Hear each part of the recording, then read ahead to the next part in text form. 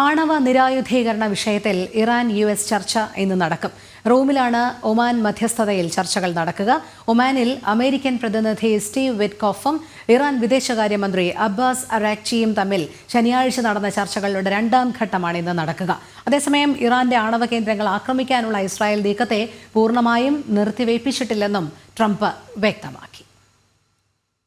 I'm not in a rush to do it because I think that Iran has a chance to have a great country and to live happily without death. And I'd like to see that. That's my first option. If there's a second option, I think it would be very bad for Iran. And I think Iran is wanting to talk. I hope they're wanting to talk. It's going to be very good for them if they do. And I'd like to see Iran thrive in the future, do fantastically well. I know the Iranian people, they're incredible people. Always have been very smart, very energetic, very successful people.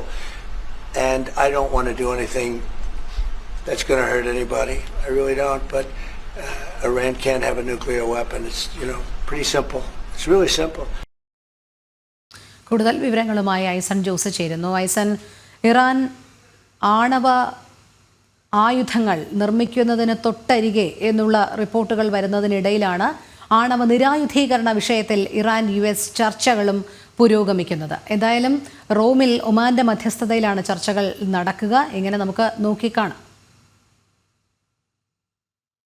ാണ് ഇക്കഴിഞ്ഞ ദിവസം ഇറാനിൽ നേരിട്ട്, അതായത് അന്താരാഷ്ട്ര atomic energy ഏജൻസിയുടെ അധ്യക്ഷൻ Rafale Grossi നേരിട്ട് സന്ദർശനം നടത്തുകയും അത് സംബന്ധിച്ച് ചർച്ചകൾ നടത്തുകയും ചെയ്തിരുന്നു. ഈ ചർച്ചകളുടെ എല്ലാം അടിസ്ഥാനത്തിൽ അനുകൂല നിലപാടാണ് ഇറാൻ സ്വീകരിക്കുന്നത്. ഈ ആണവ വിഷയത്തിൽ എന്ന കാര്യത്തിൽ അനുകൂല നിലപാടാണ് സ്വീകരിക്കുന്നത് എന്ന് വളരെ കൃത്യമായി റഫേൽ ഗ്രോസി പറയുകയും ചെയ്തിരുന്നു. അന്താരാഷ്ട്ര ആണവോർജ നിരീക്ഷണ ഏജൻസിയുടെ സംവിധാനങ്ങളുടെ പരിശോധനയിൽ അക്കാര്യത്തിൽ ഒരു അനുകൂല നിലപാടാണ് ഇറാൻ സ്വീകരിക്കുന്നത് എന്ന് വ്യക്തമാക്കുകയും ചെയ്തിരുന്നു. ഈ ഒരു പശ്ചാത്തലത്തിൽ സംഘർഷമായിരുന്നു, അല്ലെങ്കിൽ ഇറാന്റെ ന്യൂക്ലിയർ ആണവായുധം തയ്യാറാക്കുന്നതിനുള്ള നീക്കങ്ങളെ നിന്നും പിന്തിരിപ്പിക്കാൻ സാധിക്കുന്ന ഒരു അനുകൂല സാഹചര്യം നിലനിൽക്കുന്നു എന്ന സൂചനയാണ് പുറത്തു വന്നിരുന്നത്. മാത്രമല്ല, നേരത്തെ നമുക്കറിയാവുന്നതാണ് കഴിഞ്ഞ ശനിയാഴ്ച ഇക്കാര്യത്തിൽ ഒരു ചർച്ചകൾ, അതായത് ഇറാനും അതുപോലെ തന്നെ അമേരിക്കയുടെ പ്രതിനിധിയും ഉൾപ്പെടെ പങ്കെടുത്ത, നേരത്തെ രോഹിണി സൂചിപ്പിച്ചതുപോലെ സ്റ്റീവ് വിറ്റ്കോഫും അതുപോലെ തന്നെ ഇറാന്റെ വിദേശകാര്യമന്ത്രി അബ്ബാസ് അറാക്ചിയും പങ്കെടുത്ത ചർച്ചകൾ ഒമാന്റെ മധ്യസ്ഥതയിൽ ഒമാനിൽ തന്നെ നടന്നിരുന്നു.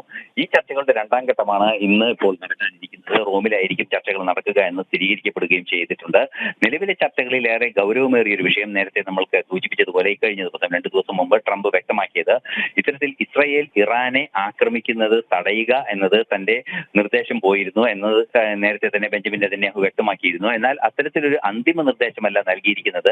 അനിവാര്യ സാഹചര്യമുണ്ടെങ്കിൽ കർശന നടപടി ഇക്കാര്യത്തിൽ ഉണ്ടാകുമെന്നും ഒരു പക്ഷേ ഇസ്രായേൽ ഇറാന്റെ ആണവ കേന്ദ്രങ്ങളെ ആക്രമിച്ചേക്കാം എന്നൊരു സൂചന തന്നെയാണ് ഇപ്പോൾ ട്രംപ് നൽകുകയും ചെയ്തത്. എന്നാൽ സമാധാനത്തിന് തന്നെയാണ് മുൻതൂക്കം നൽകുന്നത്.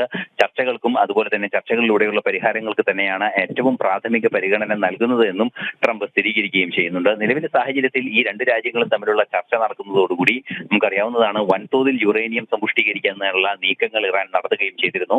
ഈ യുറേനിയം സമ്പുഷ്ടീകരണം അന്തിമമായി ചെന്നെത്തുക പ്ലൂട്ടോണിയം ബോംബിലേക്ക് തന്നെ ആയിരിക്കുമെന്ന ഒരു യാഥാർത്ഥ്യം കൂടി, ഒരു ശാസ്ത്ര സത്യം കൂടി നിലനിൽക്കുന്ന ഒരു സാഹചര്യത്തിലാണ് കർശനമായ നടപടികളിലേക്ക് നീങ്ങുക എന്നൊരു നീക്കം അമേരിക്കയുടെ ഭാഗത്തു നിന്നുണ്ടായത്. പശ്ചിമേഷ്യയിൽ സമാധാനം പുലരുന്നതിനെ ഇറാൻ ആണവായുധം ശേഖരിക്കുന്ന ഒരു സംവിധാനം തടയേണ്ടതുണ്ട് എന്നൊരു നിലപാട് തന്നെയാണ് അമേരിക്കയ്ക്കുള്ളത്. നമുക്കറിയാവുന്നതാണ്, അമേരിക്കയിലെ ഈ ഇറാന്റെ പിന്തുണയോടെ പശ്ചിമേഷ്യയിൽ തുടർച്ചയായി ആക്രമണങ്ങൾ ഹൂതി വിമതരും അതുപോലെ തന്നെ ഹമാസ് ഉൾപ്പെടെയുള്ള ഹിസ്ബുള്ള ഉൾപ്പെടെയുള്ള സംഘടനകൾ നടത്തുന്ന ഒരു പശ്ചാത്തലത്തിൽ അവർക്ക് പിൻബലമാകുന്നത് ഇറാൻ ഒരു ആണവശേഷി കൈവരിക്കും അല്ലെങ്കിൽ ആണവശേഷിയിലേക്ക് നീങ്ങുന്നു എന്ന ഒരു സാഹചര്യമാണ്. അത്തരമൊരു സാഹചര്യം ഇല്ലാതായാൽ സമാധാന ചർച്ചകൾക്ക് കൂടുതൽ സാഹചര്യം ഒരുങ്ങും എന്നൊരു നിരീക്ഷണം, ഒരു അന്താരാഷ്ട്ര നയതന്ത്ര നിരീക്ഷണം തന്നെയാണ് ഈ ആശയത്തിന് പിന്നിലുള്ളത് എന്നതാണ് യാഥാർത്ഥ്യം. അതുകൊണ്ട് തന്നെ കർശന നടപടികൾ ഉണ്ടാകുന്നത് പരമാവധി ഒഴിവാക്കുകയും ചർച്ചകളിലൂടെ പ്രശ്നം പരിഹരിക്കുകയും ചെയ്യുക. അതേസമയം ചർച്ചകളിലൂടെ പരിഹരിക്കാനുള്ള നീക്കങ്ങൾക്ക് ഇറാൻ പിന്തുണയ്ക്കാത്തൊരു സാഹചര്യമുണ്ടെങ്കിൽ ആക്രമണത്തിന്റെ വഴികൾ തുറന്നിടുക എന്നൊരു നീക്കം തന്നെയാണ് ഇപ്പോൾ അമേരിക്കയ്ക്കുള്ളത്. രണ്ട് വശങ്ങളിലും, അതായത് ബലം പ്രയോഗിച്ചും അല്ലാതെയും